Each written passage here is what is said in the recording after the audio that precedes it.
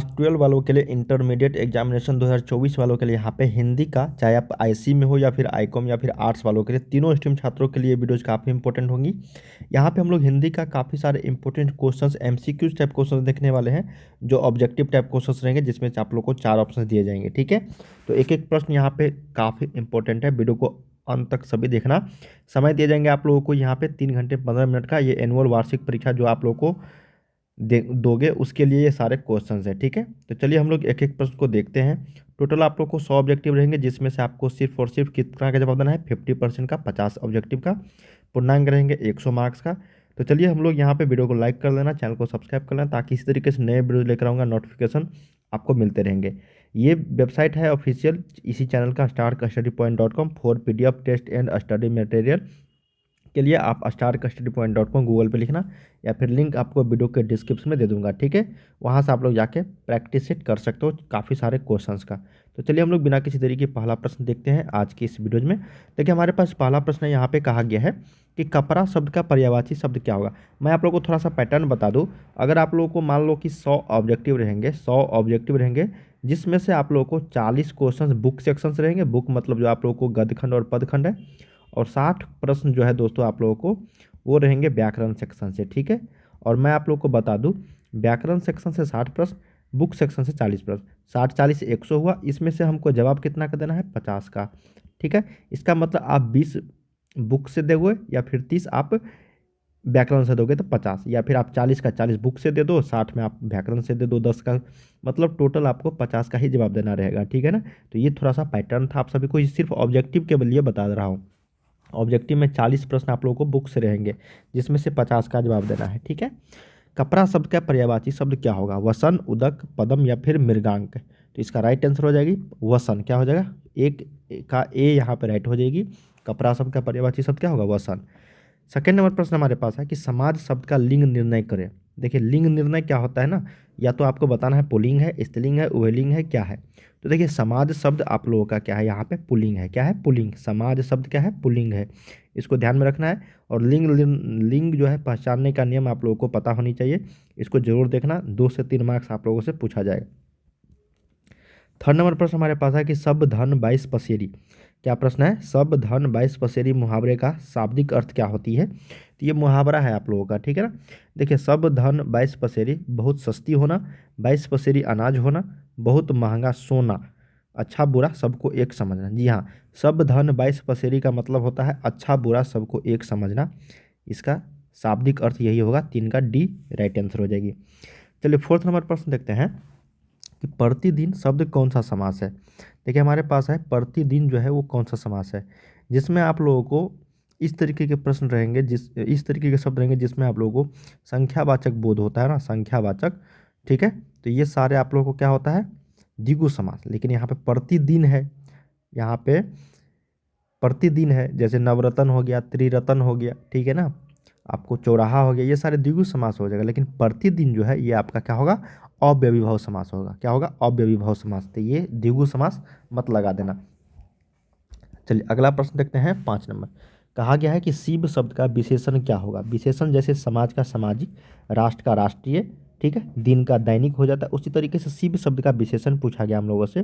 तो शिव का क्या हो जाएगा, शैव हो जाएगा। बी आपका राइट आंसर हो जाएगी। 6 नंबर प्रश्न देखते हैं कि शिवाजी के पुत्र का नाम क्या था।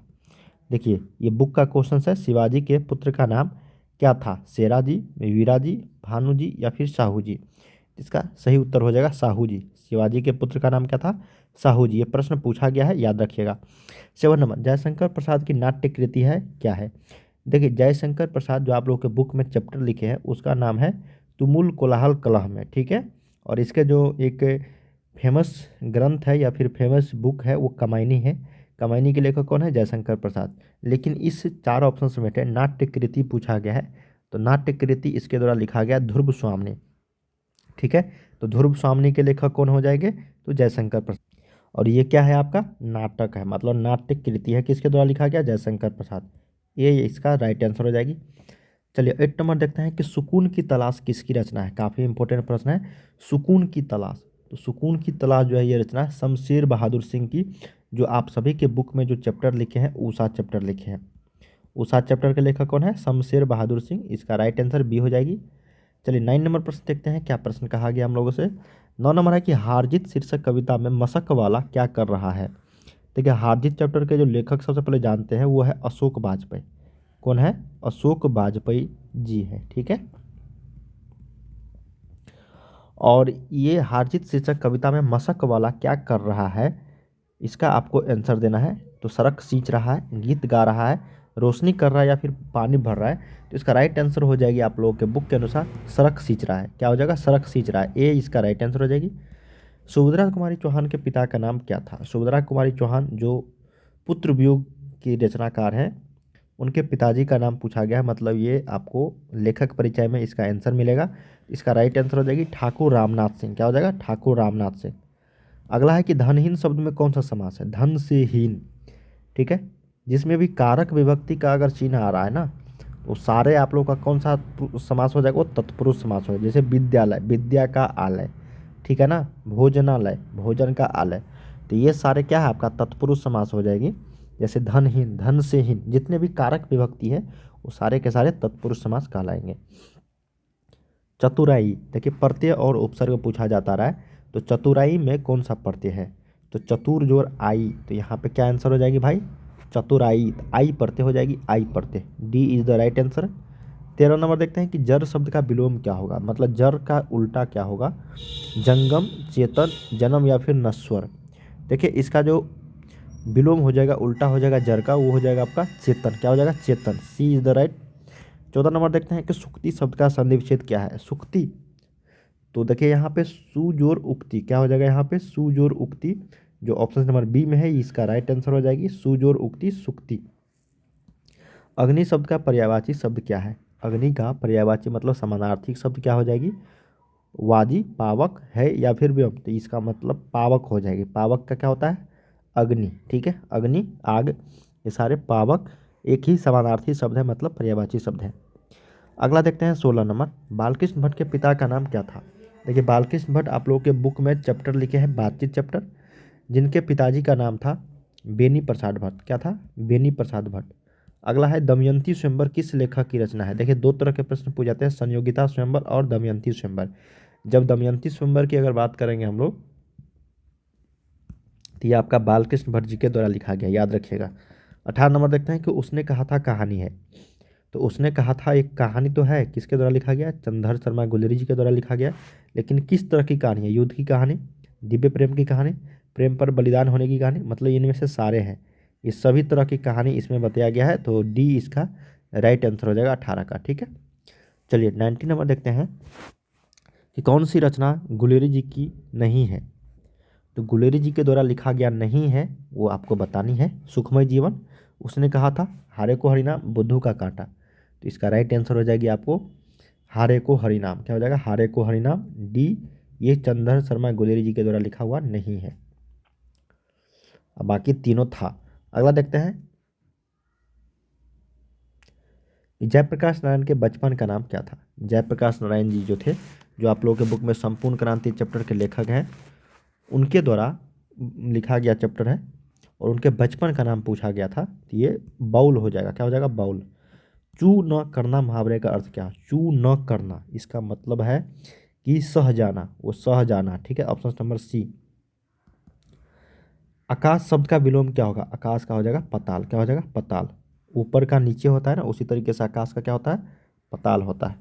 अगला, कौन आता है, कौन सा सर्वनाम है? कौन आता है, इसमें कौन सा सर्वनाम बताया गया है, मतलब कौन सा सर्वनाम आएगा? कौन आता है प्रश्न किया गया है, संबंधवाचक किया गया है, निश्चयवाचक या फिर अनिश्चयवाचक? कौन आता है, तो इसमें प्रश्न किया गया है, तो ये इसका क्या हो जाएगा? राइट आंसर हो जाएगी। अगला है सुबह शब्द का, सुबह शब्द कौन सा लिंग है, मतलब सुबह में कौन सा लिंग है? तो सुबह शब्द की अगर बात करेंगे तो वो स्त्रीलिंग है, हो जाएगी ऑप्शन नंबर ए। अगला देखते हैं, तीव्र बुद्धि वाला क्या कहलाता है? देखिए तीव्र बुद्धि वाला को हम लोग क्या बोलेंगे? तीव्र बुद्धि, सबसे ज्यादा बुद्धि, उसको बोलेंगे कुशार्ग। क्या बोलेंगे? कुशार्ग। अगला देखते हैं 26 नंबर की काजल शब्द कौन सा लिंग है? काजल, तो काजल शब्द जो है ये आपका लिंग की अगर बात करेंगे हम लोग, तो ये पुल्लिंग है। क्या है? पुल्लिंग, ऑप्शन नंबर बी। चलिए अगला देखते हैं 27, इतिहास शब्द का विशेषण। इतिहास का हो जाएगा ऐतिहासिक। क्या हो जाएगा? ऐतिहासिक, डी। न कि ऐतिहासिक, ऐतिहासिक एक शब्द है, ठीक है। और बाकी ये इतिहासक, ऐतिहासिक, ऐतिहासिक, ये सारे कोई, ये तो रॉन्ग शब्द है, मतलब इरर है। ऐतिहासिक is the right answer, D options. Option number यहाँ पे डी हो जाएगा। बाल शब्द कौन सा लिंग है? बाल में कौन सा शब्द लिंग है? पुल्लिंग है। कौन सा है भाई? पुल्लिंग है। बी ऑप्शन राइट हो जाएगी। हिमालय शब्द का संधि विच्छेद क्या होगा? हिम जोर आलय, क्या हो जाएगा? हिमालय का हिम जोर आलय, ए राइट आंसर हो जाएगा 29 का।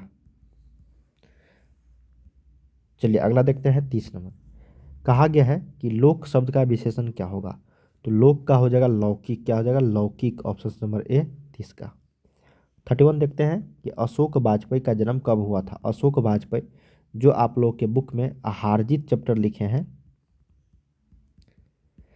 ठीक है, उनका जन्म कब हुआ था? यही हम लोगों से पूछा गया है। तो उनका जन्म हुआ था 1941 ईस्वी में। अगला देखते हैं कि कवि ने कहा क्या है? कवि ने कहा क्या है? ठीक है, कवि ने कहा क्या है? ये ना कहानी संग्रह है, कविता संग्रह है, नाट्य संग्रह या फिर निबंध संग्रह है? तो ये आपका हो जाएगा सही उत्तर इसका कविता संग्रह है, ऑप्शन नंबर सी।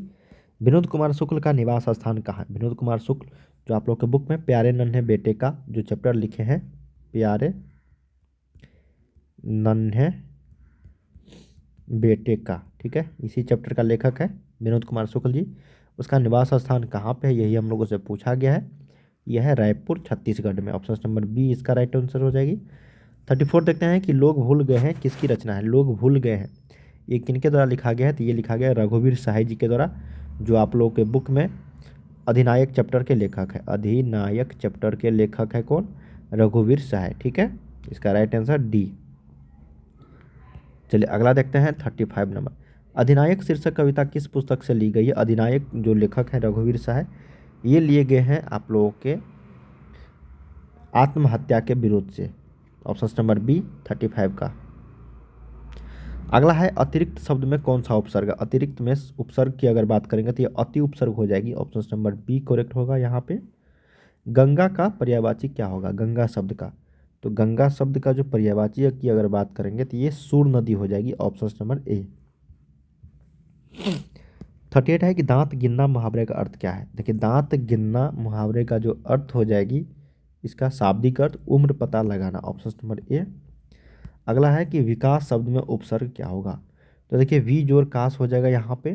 तो इसका शाब्दिक मतलब ये संधि विच्छेद करोगे तो ये उपसर्ग की बात कर रहा है ना यहाँ पे, तो ये वी उपसर्ग हो जाएगी विकास में। क्या हो जाएगा? वी उपसर्ग।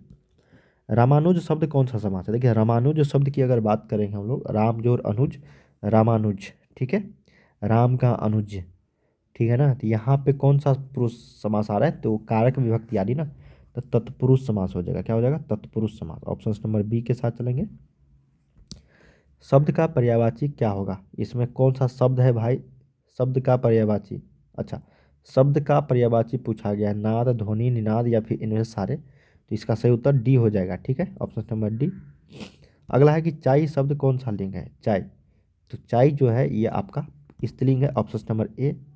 अगला है कि पुरस्कार शब्द का विलोम, पुरस्कार का क्या हो जाएगा? सम्मान, विलोम उल्टा पूछा गया ना, तो पुरस्कार का जो उल्टा हो जाएगा ये आपका दंड हो जाएगी, ठीक है। सम्मान का अपमान होगा, पुरस्कार का दंड हो जाएगा। अगला देखते हैं वर्ण के आधार पर संधि के कितने भेद होते हैं? तो वर्ण के आधार पर संधि के जो भेद होते हैं ये आपका 3 भेद होते हैं। Option number B. दक्षिण शब्द कौन सी संज्ञा है? दक्षिण, तो ये आपका उत्तर, पश्चिम, दक्षिण, पूरब, ये आपका जाति का बोध करा रहा है ना, तो यहाँ पे सही उत्तर क्या हो जाएगा? सॉरी, व्यक्ति का बोध करा ना, व्यक्ति, तो ये व्यक्तिवाचक हो जाएगी। दिशा अगर पूछता दिशा, तो कौन सा दिशा भाई? तो 4 तरह की दिशा हो जाएगी, तो ये जातिवाचक हो जाएगा। लेकिन यहाँ पे दक्षिण शब्द पूछा गया तो ये व्यक्तिवाचक है ना, ऑप्शन नंबर बी। 46 देखते हैं, यहाँ पे कहा गया है कि जयप्रकाश नारायण ने छात्र आंदोलन का नेतृत्व कब किया था? तो ये 1974 ईस्वी में किया था, 46 का ए। दिनकर जी को, मतलब रामधारी सिंह दिनकर जी को निम्न में से कौन सा पुरस्कार दिया गया था? तो उनको जो पुरस्कार दिया गया था वो दिया गया था पद्म भूषण। क्या दिया गया था? Padma Bhushan, option number B. अगला देखते हैं कि रिकंस्ट्रक्शन ऑफ इंडियन पॉलिटी नामक पुस्तक किसने लिखी है? तो ये रिकंस्ट्रक्शन ऑफ इंडियन पॉलिटी पुस्तक नामक जो नामक पुस्तक है ये लिखा गया है आपका जयप्रकाश नारायण जी के द्वारा, जो आप लोग के बुक में संपूर्ण क्रांति चैप्टर के लेखक हैं, ठीक है। अगला है कि अर्धनारीश्वर कल्पित रूप है किसका किसका, तो शंकर और पार्वती का, ऑप्शन नंबर बी यहाँ पे। अगला है कि अज्ञेय के पिता का नाम क्या था। देखिए अज्ञेय जो थे आप लोगों के बुक में चैप्टर लिखे हैं, रोज चैप्टर लिखे हैं भाई, ठीक है। रोज चैप्टर के लिखा कौन है, अज्ञेय जी। तो इनके पिताजी का नाम क्या था, तो देखिए इनके पिताजी का जो नाम था वो आपको याद रखना है, डॉक्टर हीरानंद शास्त्री। क्या है, doctor Hiranand Shastri, option number C. बच्चों हम लोगों ने यहाँ पे 1 से लेकर 50 तक प्रश्न किए हैं जो आप सभी के एग्जाम्स के लिए काफ़ी इंपॉर्टेंट थे। और इस तरीके के प्रश्न आप सबों को पता ही होगा कि कितना इम्पोर्टेंट था। ये क्वेश्चंस आप सभी के एग्जाम्स में काफ़ी सारे यहाँ से देखने को मिलेंगे हूबहू, ठीक है, बिना किसी चेंजेज किए हुए। और इसी तरीके के और भी काफ़ी सारे क्वेश्चंस का प्रैक्टिस सेट मैं लेकर आने वाला हूँ, तो बने रहना सारे, काफ़ी सारे क्वेश्चंस मैं आपको यहाँ पे बताऊँगा, ठीक है। ये ऑफिशियल वेबसाइट है starcustody.com, गूगल पे लिखना, लिंक आपको वीडियो के डिस्क्रिप्शन में दे दूंगा। तो चलिए मिलते हैं अगले वीडियो में, तब तक के लिए आप लोग पढ़ाई करते रहिए, बाय बाय सभी को।